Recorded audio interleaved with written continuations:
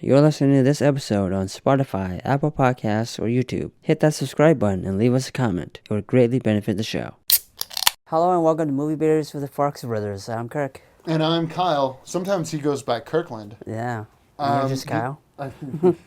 Actually, Kylie?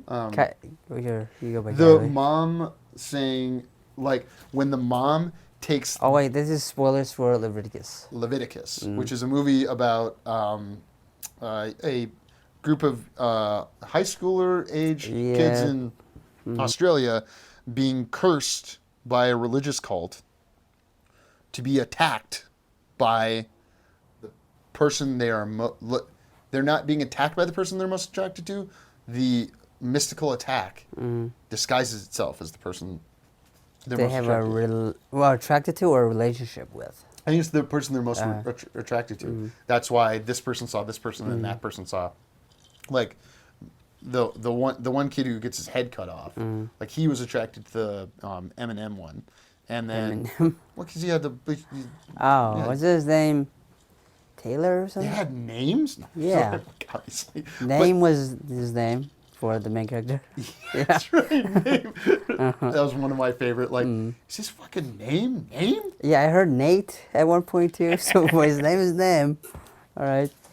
Where the nuance of this for me is that one could assume because they come from, like, you know, you and I grew up separately, but we grew up with, I would categorize them as internally healthy families. Yeah. And then external things can happen, negative things can happen, but, like, you know, your sisters, you know, are wonderful, and I feel pretty good about so it's harder for me to put myself in the position of, what if, you know, the mom thinks she's doing the right thing by trying to help him, by bringing him to the cult leaders who, like, and everyone in the community was with them, like, okay, we gotta go here and do this thing where they light the flame twice, and okay. Yeah, but it's the cost of losing your child, though. I mean, that's why one of the dads ran away, because he's at fault for getting his kid killed. Well, how do you live with yourself paying that price of him not being gay? Well, arguably the mom thinks she's trying to, Name's mom thinks she's helping Name, but we know that she's hurting Name because we've seen the kids get, you know, murdered otherwise. So it helps me build empathy for the idea that someone, like, he still loves his mom, and he knows his mom loves him, but his mom is actively hurting him because she doesn't, you know, recognize. You know what? Maybe there's an identity thing that I could anyone could kind of graft on, is like, if your identity wasn't accepted, like something core to you that you don't control, like who you're attracted to, how would people not understanding that affect you? And what if it was used to hurt you? Yeah, and your own mother doesn't understand that you're hurting from this. That's crazy. Like, yeah, well, I mean, there's probably things like we've each run into where, like, I know the limitations of adopted mama Farx and the other one, and but specifically not being biologically related, I think there is. Yeah, but these don't line up, you know. Yeah, but they still chose you. You know, they still chose to adopt you. They loved you enough to, you know. They had to go through the process, get vetted, all of those things. Yes, adoption's a beautiful thing. Anyways. Well, we were talking about condemnation. Like, the cult leader and his mom get off with it pretty well. I mean, they get to live their lives. There should be some kind of punishment that they receive, not these two kids who have to stick together forever. So that's what I like. Again, I'm not here to talk. Like, I don't feel I'm an authority on queer cinema. I am aware, though, that it seems like a lot of movies end in tragedy. Like, I saw the TV Glow ends in it's kind of a horror movie, but has like ends in a negative place. I really appreciated that this movie didn't do that to them. It left you don't them think that's horrific? No, or a bad ending? Well, it didn't. I compared it to Sofia Coppola's Marie Antoinette. I'll borrow it to you. Because in reality, we know Marie Antoinette's head was cut off. That's the start of Napoleon, the movie Napoleon, not and to not leave us in the place where they were hurt, and like, no, I'm rooting for these guys didn't do anything to deserve this. I'm rooting for them to get away. The movie leaves them in the place where they got away. I like that. It's not a very happy getaway, though. You have to stick together forever, almost. Because they're the only two who understand what they're going through. And they have to stay together. Even what happens if they don't love each other anymore after all this? Well, and it goes somewhere into the rural, urban... I mean, like, you get bonded to people through... Trauma? Yeah. There's a lot of trauma bonding. It's going to be forever? Also, I don't know. People change every 7 years. Like, supposedly you slough off all your skin, and every cell in your body is different every 7 to 8 years or something like that. I don't know, I've heard about it. But, like, you're not in some way, you don't see it as somewhat happy that, sure, the thing is still out there. The thing's always going to be out there. The mom says there's always going to be people in the world that are hateful. There are always going to be people that are bigoted. How that bigotry, rears its ugly head, how hate rears its ugly head, I don't know. Yeah, but it feels like a false victory. Like, I have to stay with this person forever. But even if I fall in love with someone else, am I going to have to stay with them forever too? Well, we can try to dissect the metaphor, I guess, because it's like they're safe if they're around people. The thing can't get them, because then they know, that's... Well, they're choosing to stick together because they will know if one of them is real or not, right? Isn't that why they want to stick together? Because it also helps them, if you're with somebody, it helps you because then you're not going to get attacked. And then you also know that this isn't a fake person who looks just like the person I'm with. The false victory was when he locked the thing up and burned it. And it's like, oh no, was that the real guy? And it's got like the hell imagery. And I like that it had a weakness, and it was fire. Yeah. And it's like hell metaphor right there, I mean, that's also a victory in itself. I mean, it's what it's weak to, so you could just carry a lighter wherever you go. Whenever you're alone. I would watch Leviticus 2 called Deuteronomy. They should make Deuteronomy but spell it dude. Where like now they're like kitted up. They've got flames with them, and they know how to find people, so they're never, because like that's I know in the past I've tried to argue, well, it's just because you're rural doesn't mean you're, but they like is the metaphor, hey, like the cities and the metropolitan areas are a little more accepting because there's just more people, so we're used to variety. Yeah. I don't know. Again, it's depressing to go your whole life living like that. It's not a great ending. It's not a bad ending, but... I like that they weren't dead. Like, usually horror movies end, like the final girl gets away. No, they both got away in this one. And then the final girl always has, like, one last before they... But that's in, like, a slasher where you don't care as much. I don't even know what you call this. Is this... It's not exactly a haunting movie. No, well, only one person dies. You see a lot of violence. You see a lot of violence, but, I mean, I guess it's a good thing we don't see a lot of gay people dying. That's for a good thing. We don't want to see enough of that. Yeah. Like, it's kind of like when they, with other minorities, like, hey, let's show the awful things that happen to this minority group over and over again. We don't need that. Like, this is, I'm sure there are people,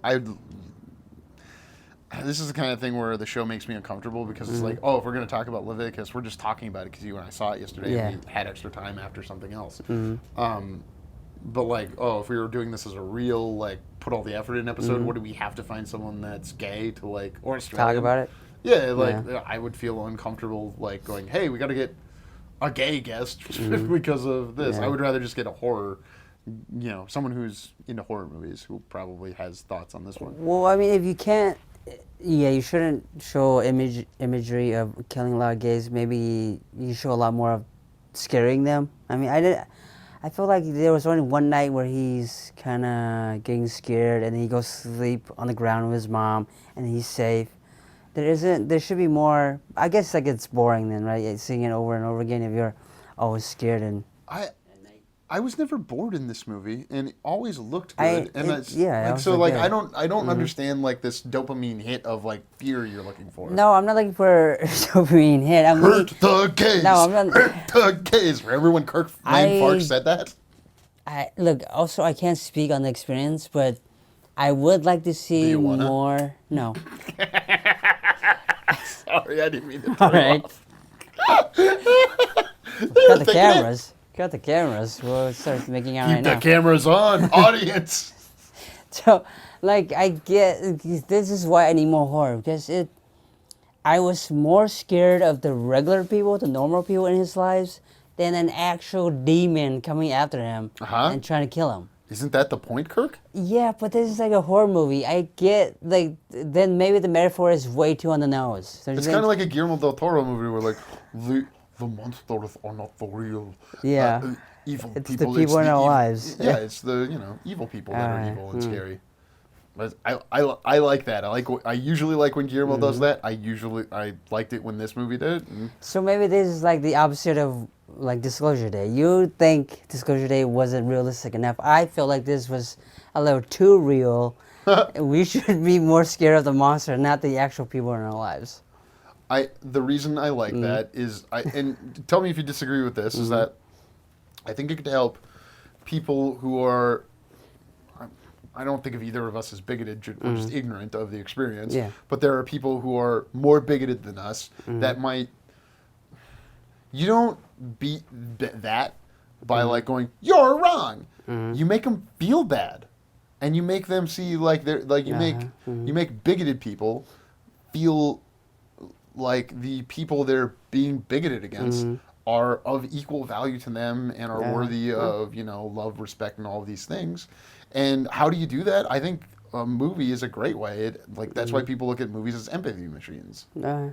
Yeah, I can see that. Making the actual people more horrific than the demon that's coming after you.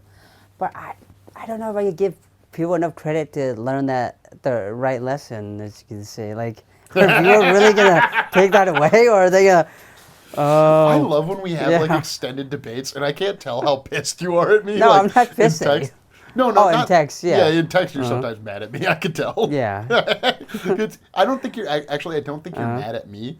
I imagine you're in the middle of other stuff, and that's why we should call each other instead of text more. Yeah, but it's So I always... tried to call you guys the other day when I was driving home from the Leviticus. Yeah, and I was supposed to drive great. too. Well, yeah, that terrible rainstorm. Yeah. We can't text when we're driving, so we could call. Yeah, but it's also hard to put into words like right away about our ongoing debate in that group chat. That's the long debate.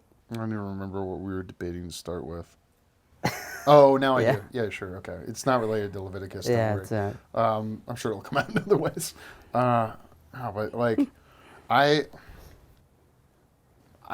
don't think Leviticus is going to do big numbers because it did like 4 million the first weekend, and it's at best it's going to top out at like 10. It'll probably do less than Bring Her Back. Yeah, but I mean, it doesn't look like a movie that spent a crap ton either. So you don't actually see the demon. It's just always taking a form of somebody else. I think it made my top, like, right now, this is sitting in my top 10, I believe. Maybe not this year? top 10. Uh-huh. Yeah, I'm trying to think, like, all the other horror movies this year that are, like, higher up. Oh, you do it by genre too? I don't, but, like, I think about it. Like, 28 years later, Bone Temple is more to my taste because of, like, I hadn't seen a zombie talk like that before or, like, do that kind of, like, I hadn't seen a movie from the zombie's perspective in that way before, so I was really into that. And, yeah, it's a good year. We always get good horror movies. Yeah, and, it's a good year for horror movies. I mean, we got like Obsession, Backroom. oh, yeah. There's another one I don't recall. Yeah, like this, for people that are like, well, Backrooms is too esoteric for me to understand. I don't get the ending. And what is that trying to say? It was a cop-out. Like, I would be curious, like, how people who aren't into Backrooms but are into Obsession, how they would look at this one. You know what I mean? Because I think if you like Obsession, like, don't you think if you like Obsession, you would kind of like this movie, but this is a little more indie than Obsession? This one had less plot holes, I want to say, than Obsession. Because, okay, to go back on Obsession, I still don't get why she poops on the floor. Like, why did she take a shit on She the just floor? stopped. But that doesn't match with the wish. So the wish is, hey, I want you to be obsessed with me or be in love with me more than anybody else. Doesn't mean take a shit on my floor. It's because she can't take care of herself because all of her functions are going to... Yeah, but then wouldn't you think like, hey, if I shit on the floor or I feed you my cat, your cat, you're gonna love me less, so wouldn't you do that? You wouldn't do that, right? I mean, like, why would you do I that? think the wish is, it's kind of like AI. If you don't like think through all the things you need to tell it, the it will nuance. give you bad results. That's the whole Yeah. thing with the like, was it monkey paw? You know, Yeah, the monkey paw curse wish kind of thing. Yeah. You have to be very specific. otherwise you get F. It's like a cop out though. Like you have to be so specific to get your Would wish. you rank Leviticus over Obsession in your? No, I still like 2026? Obsession a lot more than Leviticus. Why? I think it's Because you're a homophobe. yeah. No, I think it's a lot. It had a lot more horror. That's fine. Unnecessarily, sure. I think it's unnecessary horror, but yeah, I liked it a lot more. Obsession's moved up every time I've watched it on my Yeah. list. So there's that. I'd be curious. I want to see Leviticus again. And I was excited yesterday in the middle of a debate, like, "Hey, you want to go see Leviticus? Yeah, let's go see it." Yeah. Now we have, and I look forward to Movie Man T giving us all his thoughts. Yeah, you're seeing it tonight, right? Oh, hey, Movie Man T, when Yeah. you see this, which we know you listen to every episode, let us know. Yeah, well, that's what you think. Yeah, I think that's a great place to end it. Do you have any last thoughts on Leviticus? Let's see. Gays, Christians, who should I like? None of the gays should be happy with me. None of the Christians should be happy with what I said. As long as I can piss everyone off, I'm doing the right thing. But I would say it's a little light on the Bible. They don't quote a lot of the Bible stuff. I mean, there's obviously they quote like the devil and burning in hell, and you know you will be punished if you are gay or whatever. There's not a lot of actual what's the word? Verses. Yeah, from the Bible. that they This use in isn't the movie. Pride Night at a baseball game, and I'm having my free speech, which is equal to other people's free speech. I think if you want to kneel, kneel. If you want to put Bible verses on your hat, put Bible verses on your hat. This is stupid. You guys are playing a game. Just go do that. Yeah, sure. I don't know. There's nuances there. We're not gonna debate it here. I I don't was think. going to let you end it. Yeah, Sorry. that's why I didn't debate it any further. What was that? A kiss? It's funny to do that. You know, I do that anyways at people. You've seen me. Yeah. No, other people. Mostly my family. You're right. Yeah, not strangers. But Your family. catch you guys. What? Your family. You're my brother. Yeah, we are. We're brothers. Catch you next time. Thank you for listening. For more JK Productions, find us on Instagram at JK Productions Team and on Facebook, JK Productions MN.